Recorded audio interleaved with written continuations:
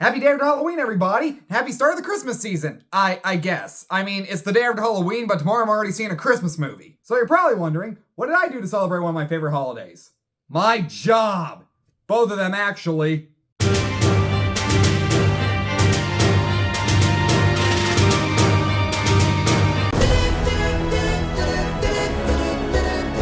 Right here is where we want to be. Here is the newest film from director Robert Zemeckis as it reunites Forrest Gump stars Tom Hanks and Robin Wright in this film that is an odyssey through time and memory centered around a place in New England where, from wilderness and then, later, from home, love, loss, struggle, hope, and legacy plays out between couples and families over generations. What? Yeah, exactly. I looked up the plot synopsis and that's what it gave me.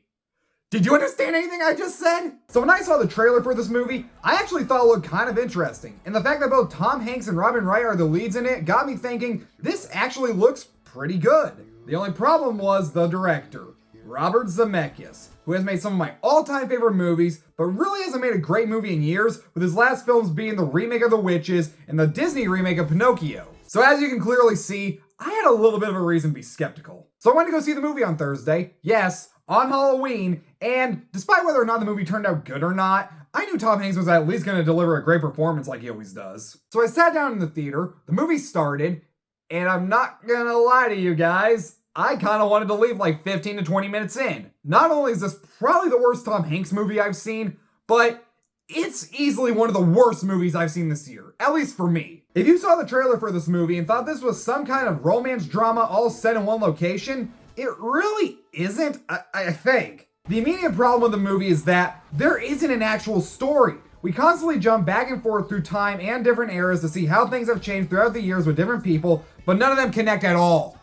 At all! They have this weird editing style throughout the picture where boxes will pop up on screen and show how that certain area was different from that point in time, and it gets old. Really, really fast. I honestly thought they were only gonna do this little trick for like maybe the first 10 minutes or so, but no, it's the entire goddamn movie! So yeah, fair warning, if you don't get into the first 15-20 minutes or so like me, then do yourself a favor and leave. You'll thank me because what you see in those first few minutes is what you're going to be watching for almost 2 hours. Hell, with there being no story, it got to the point where I was so freaking confused that I had to look at the plot synopsis, and the one I got was the one I explained at the very beginning. And when the synopsis to your movie doesn't even know what it's about, that's really damn bad. The most honest to God thing I can say about this movie is that halfway through, I felt like a complete idiot for having to stay for the whole thing, but I had to because I had to talk about it afterwards. As for the characters, what characters? With the way that this movie's told with jumping back and forth constantly, you don't get to know anyone here or...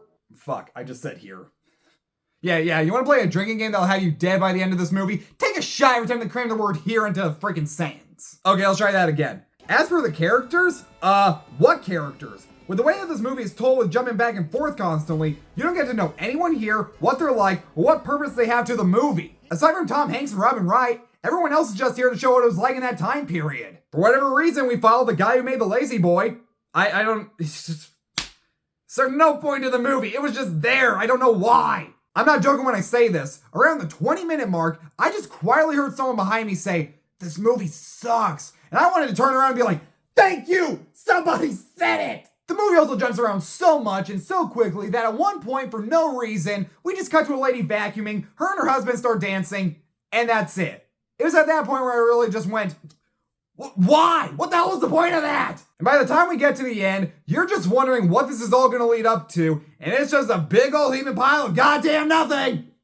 What the hell was that thing I just did with my arms? I don't fucking know. As for the cinematography, what cinematography? For the entire movie, the camera just sits there and never moves an inch. And I know, that's the point of the movie. It sits there in one location so it doesn't have to move. But the gimmick of that also gets old really fucking fast. Actually, you want to know the most jarring thing in this freaking movie? It's when we get to the end and it's wrapping up and they actually start moving the camera. They zoom in, they pan out, and I'm not even kidding. The camera turns around at one point to show us what has been behind it this whole time. When a little bit of camera movement that is nothing special is the most exciting thing in your movie, that's when you know you've probably made something terrible. It was literally like, oh my god, people, we got camera movement. Ladies and gentlemen, like calm down. We have camera movement. Be on standby. Camera movement. The performances are also not that great. The two leads are fine together, but there isn't a single actor or even character that stands out or anything. I'm not even kidding when I say that the only thing this movie has going for it is the fact that Forrest and Jenny are in it. If it wasn't for these two being in this movie, especially Tom Hanks,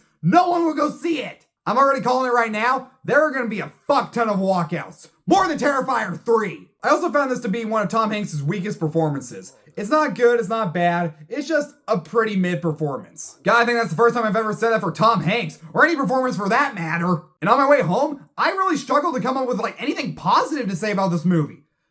But I came up with one thing that was legit decent. The de-aging effects on our two leads actually looks really damn good, and pretty convincing compared to other movies where they de-age people. But that's another problem, because that's clearly where all the effects money went to, because all the other effects look like they're straight out of a fucking cartoon. Some look like they're from the upcoming Minecraft movie, for Christ's sakes. It also doesn't help that going into this movie, I was really tired, I didn't sleep the night prior, and I was struggling to stay awake at points through this thing. So yeah.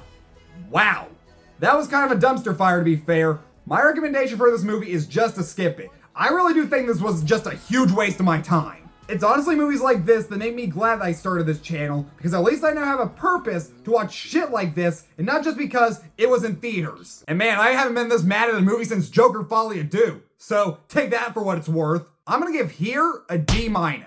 And I know I rarely ask this from you guys, and I like to know your opinions, of course, but for this one specifically, I need to know what you thought about it, because God, I did not like this movie. Hell, you're probably not going to see this now that I think about it. You're waiting for Wicked, Gladiator 2, and Moana 2. Also, coming November 25th is my watching and talking on Frozen 2. And you're probably wondering, why am I promoting it this freaking early? Well, because I've been told by a friend of mine who I showed the video to that this is the funniest video I have made since Ryan's World.